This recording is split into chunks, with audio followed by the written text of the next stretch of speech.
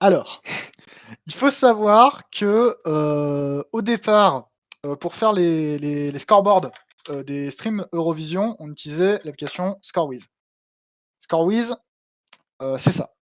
Alors Scorewiz, c'est sympa, hein, mais comment vous dire que niveau rendu graphique, c'est moche. Voilà, je vais même pas lancer la vidéo, c'est moche. On est d'accord? On est d'accord? On est d'accord. Donc, on a décidé de partir sur un truc un petit peu mieux, enfin j'ai décidé de partir sur un truc qui s'appelle After Effects. Alors After Effects, c'est bien pour faire du compositing et le problème, c'est que After Effects, c'est super long, vraiment super long, pour tout ce qui est, travail rébarbatif, c'est-à-dire rentrer des scores, des trucs comme ça. Donc il faut un moyen de l'automatiser. Alors, on peut l'automatiser déjà sur un 1er niveau en mettant ce qu'on appelle des expressions. Alors les expressions, c'est, ça. Alors pour le coup, les positions n'ont pas d'expression, par contre les IDP en ont. Voilà, ça, c'est une expression. C'est une expression, par exemple, qui calcule la position à partir des données, précédemment fournies. C'est assez compliqué, je te ferai peut-être une explication, mais voilà. Ça, c'est une expression. C'est une expression de bas niveau et ça permet de faire des choses. Le problème, c'est qu'il faut rentrer quand même des données et rentrer une donnée, ça va, rentrer 2 données, ça va, rentrer 3 données, ça va, mais quand on a littéralement, 26 données à d remplir pour chaque étape, ça devient chiant. Donc il faut réfléchir déjà à un premier temps à abattre ce travail, à l'automatiser. Donc déjà, on va se dire une chose, qu'est-ce qu'on peut automatiser dans un premier temps, de manière générale, pour contrôler la feuille de calcul? Bah, on a un slider, on a juste un unique slider qui s'appelle le general slider, ici, qui en fait contrôle tout, le scoreboard. Alors c'est très abstrait à dire, mais tu vas comprendre tout de suite. Si je vais à l'étape 0, enfin si je vais à l'étape 1, paf, scoreboard initialisé, il y a rien. Si je passe à l'étape 2, paf, affichage du nom. Si je passe à l'étape 3, affichage des premiers scores. Étape 4, repositionnement, et cetera, et cetera. Ça, c'est le truc qui va commander, qui va cadencer la feuille de contrôle, enfin la feuille CSV. Parce que maintenant qu'on a réussi à automatiser le cadencement et donc à ne pas se fier sur une base temporelle, parce qu'on pourra la faire varier en utilisant différentes, les caméras des autres. Parce que oui, dans une deuxième étape, l'étape finale, en fait, on demandera la caméra, des utilisateurs pour pouvoir commander, le scoreboard en fonction de leur vidéo. Il reste encore un problème, c'est qu'After Effects est très bon pour la représentation des données. Par exemple, regardez, ça c'est super beau. Ah, ça fait des traitements automatiques, ça bouge tout seul, c'est bien animé, ça passe les uns au-dessus des autres, c'est fluide, ça fait des petits is, tout ça, c'est beau. Mais il reste un gros problème, c'est qu'After Effects est très bon pour afficher, mais il est très mauvais pour traiter des données. Et donc pour traiter les données, eh ben, on utilise des feuilles de calcul. Alors d'abord, il va falloir convertir les votes de manière numérique, ici. Donc c'est simple, hein, c'est, 1 vote, enfin c'est 1 point, 2 points, 3 points, 4 points, 5 points, 6 points, 7 points, 8 points, 10 points, 12 points pour, et là c'est ce qu'on appelle un IDP, un identifiant de pays, qui va correspondre à son numéro dans le running order. Là, ça veut dire que le nom du votant, par exemple, je sais pas, moi-même, voilà, je vais zoomer un petit peu pour, que tu vois quelque chose. Voilà, c'est-à-dire que moi, c'est Tristan, je vais attribuer 1 point pour le numéro 14. Et ça va automatiquement me dire que dans la colonne des 1 à 7 points, j'attribue 1 point à l'IDP 14. Une fois que j'ai ça, je transmets ce résultat, qui maintenant n'est plus un vote, mis en forme de manière humaine, mais mis en forme de manière dans mon scoreboard, dans justement une feuille de calcul de type scoreboard. Exactement, je le mets ici, dans cette colonne qui s'appelle les DV, les deltas de vote. C'est-à-dire combien de points en plus je vais ajouter. Donc ici, on a la commande des 1 à 7 points, là on a les commandes des 8 points, la commande des 10 points et la commande des 12 points. Maintenant qu'on a ça, on a un scoreboard, mais nous manque des trucs. Par exemple, là, on a des points, oui, mais les pays sont pas organisés dans l'ordre où il n'y a pas, y a pas, par exemple, d'effets spéciaux de surdépassement quand un pays va recevoir un point supplémentaire. C'est-à-dire que toutes les couches vont être considérées dans l'ordre de base dans After Effects et il va pas y avoir ce qu'on appelle une overlayer qui va permettre au pays qui a reçu plus de points que les autres de passer par-dessus les autres. Ça va être le rôle des autres colonnes. Donc on a ici les RID, Ranking Index, qui vont permettre de déterminer à tout moment quelle est la position d'un pays. C'est ce que va chercher After Effects dans son CSV au moment, tout simplement, au moment donné, pour placer le pays, à un moment donné. En fait, ce que j'ai pas expliqué depuis le départ, mais en fait, le curseur, c'est tout simplement, un cadencement qui va lire de manière, continue comme ça. Ouais, tu as fermé le stream de ton côté, très bien. Qui va lire de manière continue les informations de ce côté-là. C'est-à-dire qu'à la colo le curseur est sur 13, je vais lire la ligne 13. Le curseur est sur 14, je vais lire la ligne 14, et cetera, et cetera. Et petit à petit, ça va, continuer. Voilà. Donc là, on a du coup les delta votes, les RID, on a les, DR, donc delta remain, pour maintenir une donnée, pendant un temps donné. Ça permet de maintenir, par exemple, les points donnés au cours du tour de vote jusqu'au prochain. C'est très simple. Ça veut dire que si un pays reçoit un delta de vote à un moment donné, il va copier ce delta de vote et la commande du dessous va dire: «Tu copies le delta de vote». Là, soit tu copies le delta de vote, soit s'il y a eu autre chose, tu l'ajoutes, et cetera, et cetera. Ici, on a les is it new, c'est une valeur qui va dire que si, le delta de vote est supérieur ou le delta de vote est présent, il va permettre d'être affiché dans une overlayer pour pouvoir, être affiché, par-dessus les autres dans After Effects. Voilà. Ça, c'est les données, donc delta V, RID, DR et is it new. Plus, les MBP qui en fait sont tout simplement la mémoire. On a aussi la commande IDP qui va déterminer le running order de la soirée et qui va donc permettre de décoder, qui est quoi. Donc, ici IDP1 France, ça veut dire que le MBP, que tout ce qui va être lié à la première colonne, ça sera la France. IDP2 Italie, c'est la colonne 2, et cetera, et cetera. On a le nom des votants ici à mettre en place. On a le nombre d'étapes et le nombre de tours actuels qui sont plus du tout utilisés pour le coup. Ça peut dégager, mais je le garde pour éviter de mettre en l'air mon CSV. Une fois qu'on a fait le traitement des votes, une fois que tout ça c'est fait, on envoie un CSV. Donc on enregistre en CSV, on obtient le même document, mais en CSV. Voilà, CSV, scoreboard.csv. C'est exactement la même chose, seulement il n'y a aucune mise en forme et il n'y a aucune formule. C'est des données brutes, c'est pour piloter After Effects. Et une fois qu'on a ça, After Effects reprend toutes les données que je lui ai données, une à une, et va être piloté. Voilà, petit à petit. Et ensuite, j'aurais juste le soir où je recevrai toutes les vidéos, faire le bout à bout de toutes les vidéos des votes, et cetera, que j'aurais reçues. Et ensuite, j'aurais juste à ajuster le scoreboard au bout à bout. Donc il y a certaines animations, genre je sais que, au tout départ, attends, voilà, si je regarde là, voilà, il y a une introduction, qui lance la vidéo et donc je devrais commencer la vidéo à ce moment-là. Mais grosso modo, ça c'est le gros principe de fonctionnement de base de mon scoreboard. Après, il y a toutes les animations. Notamment, il y a tout ce qu'on appelle les IDP, les identifiants de pays, qui du coup, en fait, sont des cartouches indépendants des précompositions qui justement sont pilotées à partir de ce scoreboard. Donc ça commence par, le label nom, c'est ça, ouais, c'est ça le label nom?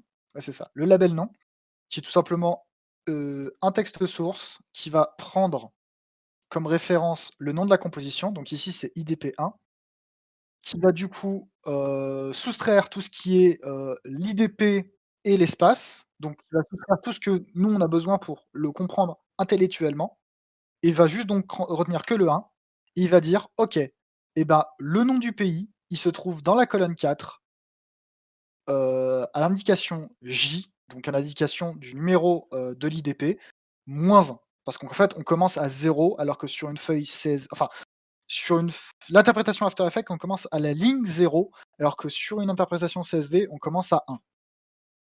Donc il faut mettre un -1 pour que ça fonctionne. Et ainsi, ça permet automatiquement de choper tous les pays sur les IDP. C'est dire également que, vu que c'est des IDP, et qui fonctionnent à partir d'une référence qui est leur nom, si j'ai besoin de patcher quelque chose, littéralement, je sais pas, si j'ai modifié un truc dans le label, le nom, le fonctionnement d'un truc, j'ai juste à faire CTRL-C et je vais, genre supprimer ce qu'il y a dans IDP2 et le remplacer. Et ça va fonctionner quand même. Parce que ça fonctionne tout à partir de références, qu'à partir de références à partir du nom de fichier. La prochaine étape d'ailleurs, ça va être que je n'ai qu'un seul master et qu'ensuite toutes mes autres précompositions soient juste, des itérations de la précomposition initiale avec ce qu'on appelle des master properties, d'After Effects. Voilà, ça c'est le fonctionnement des cartouches. L'avantage du fonctionnement de ces cartouches, c'est qu'ils sont pilotés par la composition principale. C'est-à-dire qu'en fait, ils vont choper leurs références non pas, par rapport, à leur propre composition, mais par rapport directement au curseur qui se trouve dans la composition scoreboard. Voilà.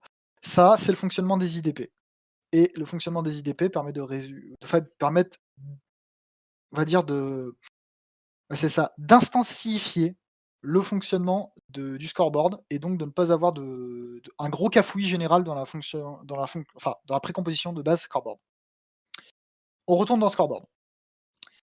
Il y a plusieurs choses à paramétrer. Déjà, il y a, le nombre de points de par pays. De base, je crois que c'est donné par, un contrôle, voilà, c'est ça, et dans le contrôle, il y a effet et voilà. Et en fait, au lieu de mettre, le contrôle des points directement, dans les IDP, ce que j'aurais pu faire, j'ai préféré donner le contrôle des points dans le contrôle. Ce qui est c'est une relique en fait de l'ancien fonctionnement de mon scoreboard, qui du coup fonctionne à partir, de points ici. Et du coup l'avantage c'est que si je dois fonctionner l'avantage par contre c'est que là si j'ai besoin de faire changer le fonctionnement d'un curseur, bah, j'ai juste à copier-coller le fonctionnement d'un curseur et à le coller sur les autres. Le fonctionnement d'un curseur de points, ça fonctionne de la manière suivante. C égale à 1, C c'est la valeur qui leur correspond, au niveau de justement de leur, IDP. Là, je dis grosso modo que le curseur qui est enfin, ce que, ce qui est en charge à partir de ce curseur, bah, c'est, l'IDP 1, ce curseur pilote l'IDP 1. G égale 0, c'est, justement le nombre de points, qui est initialisé à 0. M, c'est la valeur actuelle et N enfin non pardon, M, c'est la valeur passée et N, c'est la valeur actuelle, du coup qui est retrouvée dans le scoreboard CSV, mais au curseur, au moment que j'indique dans le curseur. Enfin, on fait un petit debug, c'est if M égale à enfin inférieur à 0, bah, M est égal enfin renvoie 0, c'est-à-dire littéralement, si la valeur passée enfin si la valeur précédente à 0 n'existe pas, bah, renvoie 0, comme ça il y a pas de bug. Sinon, tu me cherches la valeur de M, tu me cherches la valeur de N et tu me cherches la valeur D qui est la valeur actuelle du curseur pour faire le else, enfin pour faire la fonction linéaire. Voilà. Ça, c'est le fonctionnement des votes, enfin pardon, des ouais, c'est ça, du nombre de points. Ensuite, il y a la position qui est gérée par tout simplement, la position de la précomposition des IDP, qui du coup est gérée ici. Alors ça peut faire peur au départ, mais en vérité, c'est assez lisible, assez compréhensible, si on s'y connaît un petit peu en code. Voilà, c'est ça. Grosso modo, ça va dire: «Tu me prends le nom de cette couche», donc la couche IDP1. Alors vous l'avez pas, je la mets comme ça va prendre le nom de la couche, la IDP1. Ça va supprimer, comme je l'ai dit précédemment, dans les IDP, ça va supprimer son nom, intelligible, ça va juste le remplacer par 1. M comp effet layer, ça va du coup, trouver, le curseur général slider. Et je dis également que L est égal à M-1, ça veut dire que du coup, la position du curseur général, -1, c'est égal à la position de L. Et bien évidemment le debug, si L inférieur à 0, L égale 0. On va chercher la valeur de M, on va chercher la valeur de L dans le tableau, puis ensuite on va, réinterpréter la position de M et de L en ajoutant position, espace, plus M et L, ce qui va du coup permettre à partir de ces objets nuls ici, de les déterminer une position. En fait, chaque objet nul, ici, est une position, préprogrammée, ce qui me permet du coup de faire des scoreboards circulaires, par exemple. Rien n'empêcherait de faire un scoreboard circulaire, par exemple. Si, par exemple, je modifie la position de la 26e, position là, je peux très bien me dire: «La Russie, je le mets là. Genre tu mauvais, je te mets à part». Et c'est ça l'avantage d'avoir bossé avec des objets nuls plutôt qu'avec des valeurs fixes, c'est que du coup, je peux réinterpréter le tableur, comme je veux. Et du coup, je m'en suis réutilisé quand j'ai fait le scoreboard des demi-finales. J'ai repris entre guillemets «la majorité du fonctionnement de mon tableur», mais j'ai juste bougé les positions. Voilà. Une fois qu'on a ça, on dit que, la position M et la position enfin, on va choper, justement le nom de la position M et de la position L et on va faire ce qu'on appelle un S à ease, pardon, c'est-à-dire, une fonction en forme de courbe pour, tout simplement gérer de manière smooth et non pas linéaire le changement de position et donc logiquement, si j'ai un changement de position, devrait y en avoir non pardon, il va y avoir un changement de position ici, voilà. Ça permet en fait d'avoir une approche qui est linéaire et non pas enfin, une approche justement qui est, en courbe et non pas linéaire et donc qui va permettre d'accélérer et de ralentir. Je connais pas les autres paramètres de la fonction, mais les paramètres de base de la fonction, is me plaisaient et à la fin, je renvoie x et y, pour que ça soit interprété. Ça, c'est le fonctionnement du déplacement des IDP. Donc on a les scores. Enfin, on a les scores, on a l'affichage, des déplacements du ranking en fonction du nombre de points. Ça, c'est vraiment trivial pour le coup, c'est juste, le nom, de la personne qui s'affiche en fonction de la dizaine du curseur. La vidéo, c'est juste une animation qui se relance à chaque fois, qu'on atteint un certain nombre dans le curseur. Donc je crois que c'est à chaque fois qu'on est à modulo 10 et à chaque fois que ça fait 1, ça se lance. C'est tout. Voilà et il reste la dernière étape qui est du coup la coloration et le passage de l'un par rapport à l'autre. Donc ça, c'est la partie «visible de l'iceberg» entre guillemets. Il existe du coup une autre composition qui est par-dessus Scoreboard qui s'appelle Scoreboard Over.